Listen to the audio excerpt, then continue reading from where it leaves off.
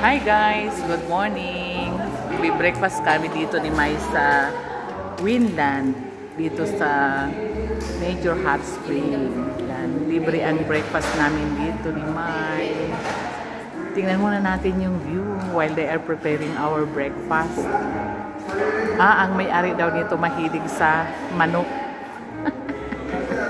Ayan si Mai. Oh, yan ang view, guys. Ang ganda talaga dito. Yayamanin. Wow. Yayamanin. Feeling rich kami dito ngayon ni Myra. Ayan ang aming kasamahan. My former student, Ria. Si Fe. Nagbibideo-video ako, Fe. Say hi naman. Oh, diba? Rhea. Very busy ang dalawa. Guys, punta na kayo dito. Next year ulit. Yan. Diba guys? Solid ang aming one day stay dito ni Myra.